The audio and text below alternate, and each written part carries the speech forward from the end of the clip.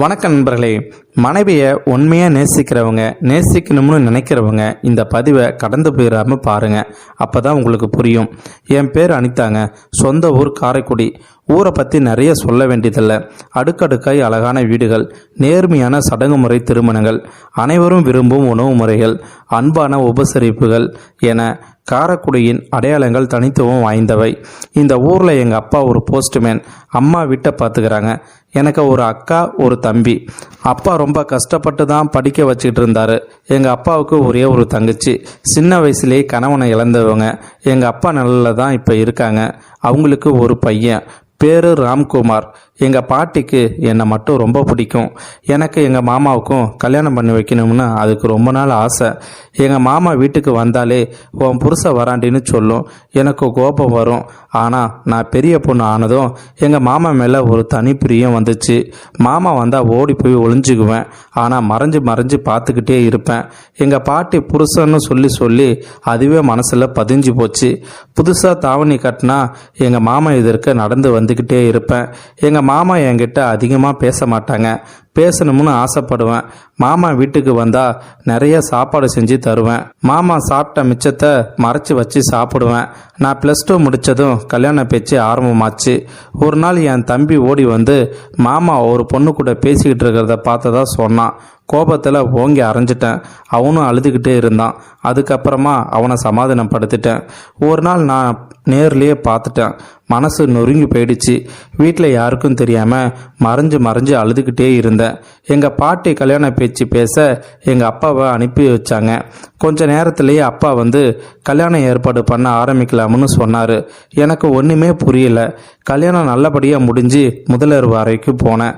மாமா முன்னாடி போய், என்னை ஏன் கட்டிக்கிட்டீங்க?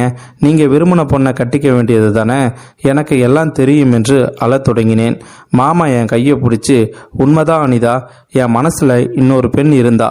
எங்கள் அப்பா உன்னை கட்டிக்க சொல்லியிருந்தா மறுத்திருப்பேன். ஆனால் உங்கள் அப்பா ஒரு தாய்மாமனா இல்லாமல் தகப்பனா வளர்த்தவர். என் முன்னாடி நம்பிக்கையாக வந்து நின்னார். அவரை ஏமாற்ற விரும்பலை என்றதும் பதிலுக்கு, என்ன பிடிக்கலையா மாமா என்று நான் சொல்ல, பதிலுக்கு அவர், இதுவரைக்கும் உன் கூட நான் பேசினதும் இல்லை, பழகுனதும் இல்லை. இனிமேல தான் பழகணும், நிறைய லவ் பண்ணணும், சரியா என்று சிரித்தபடியே 2 மனசும் சேரும்போது நாமளும் சேரலாம் என்று சொன்னார். ஆரம்பத்தில் அவரிடம் நெருங்க தயக்கமாக இருந்துச்சு. ஆனால் கொஞ்ச நாளில் அவர் என் காதலை புரிஞ்சுக்கிட்டாரு. என்னை இறுக்கி கட்டி பிடிச்சிக்கிட்டாரு. அவரது கண்ணீர் துளிகள் என் முதுகில் படர்வதை உணர்ந்தேன். வாழ்க்கை அருமையாக போய்கிட்டு இருந்துச்சு. அந்த சமயத்தில் தான் எங்கள் அக்கா இறந்துட்டாங்க. எங்கள் அக்காவோட 3 பெண் குழந்தைகளையும் நாங்கள் தான் வளர்க்க ஆரம்பித்தோம். எங்களுக்கு 6 வயசில் அருண் ஒரு பையன் இருந்தான். கலகலப்பான குடும்ப வாழ்க்கை போய்கிட்டு இருந்துச்சு. நானும் டீச்சர் வேலைக்கு போய்கிட்டு இருந்தேன். அந்த சமயத்தில் என் உடம்புல நிறைய பிரச்சனைகள் வந்தது. எனது இடதுபுற மார்பில் தாங்க முடியாத அளவுக்கு வலி ஏற்பட்டது. நானும் என் கணவரும் என் தம்பி வேலை செய்யும் கோயமுத்தூரில் உள்ள ஒரு பெரிய தனியார் மருத்துவமனையில் எல்லா டெஸ்ட்டும் எடுத்தோம். எனக்கு மார்பக புற்றுநோய் இருப்பது உறுதியானது. அதுவும் கடைசி நிலை. என் தம்பியும் கணவரும் துடிதுடிச்சு போயிட்டாங்க. 5 லட்சத்துக்கு மேலே செலவாகும். ஆனால் என்றும் இருந்தாலும் இப்போ எதுவும் உறுதியாக சொல்ல முடியாதுன்னு சொல்லிட்டாங்க. என்ன என் தம்பி கூட விட்டுட்டு வந்து என் கணவர் எல்லா வகையிலையும் பணத்தை ரெடி பண்ணிட்டு வந்தார். எங்கள் 3 பேரை தவிர யாருக்கிட்டையும் சொல்லலை. எனக்கு சிகிச்சை ஆரம்பிச்சது. மிகப்பெரிய சோதனையே அதுக்கப்புறம் தான் நடந்தது. மிகவும் சக்தி வாய்ந்த மருந்துகள் சாப்பிடுவதால் என் தலைமுடியெல்லாம் கொட்டி முகமெல்லாம் கருத்து போயிடுச்சு.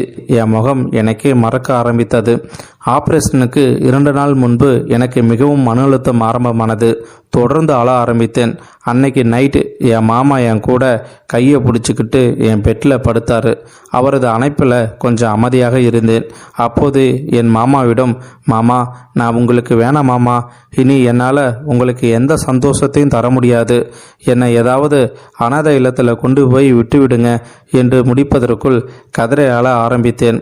அவர் என்னை நெருக்கமாக அணைச்சி, உன்னை தொலைச்சிட்டு நான் எப்படி வாழ்கிறது? செக்ஸு மட்டுமா வாழ்க்கை? உன்னை பார்த்துக்கிட்டே இருந்தால் போதும். உன்னை ரொம்ப லவ் பண்ணுறேன்.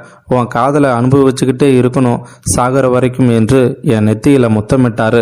அடுத்த நாள் என்னை ஆப்ரேஷன் தியேட்டருக்கு அழைத்து செல்லும் முன்பு எனக்கு மயக்க மருந்து கொடுத்தார்கள். மயக்கத்தின் விளிம்பில் என் மாமாவை பார்த்து, மாமா, எனக்கு ரொம்ப ஆசையாக இருக்குது, ஒரு முத்தம் கொடுப்பீங்களா என்றதும் அறையில் இருந்த நர்ஸு வெளியேற என் மாமா என் உதடோடு உதடு வச்சு முத்தம் முத்தம் கொடுத்தப்ப அவரது கண்ணீர் என் கன்னத்தில் விழுவதை உணர முடிந்தது. இந்த முத்தத்தில் அவரது காதலை முழுமையாக உள்வாங்கினேன். அறுவை சிகிச்சை மூலம் இடதுபுற மார்பு அகற்றப்பட்டது. 6 மாத காலத்திற்கு பிறகு என் பழைய நிலைக்கு திரும்பினேன். என்னை மரணத்தில் இருந்து மீட்டு வந்தது என் மாமா தான். நல்ல கணவன் மனைவியா அன்பு மட்டும் போதும்னு நீங்கள் எல்லோரும் புரிஞ்சுக்கத்தான் இந்த பதிவு போட்டேன். முழுசாக இந்த பதிவை கேட்டிருந்தீங்கன்னா கண்டிப்பாக கமெண்ட் பண்ணுங்கள், சப்ஸ்கிரைப் பண்ணுங்கள், லைக் பண்ணுங்கள். தேங்க்யூ ஃபார் வாட்சிங்.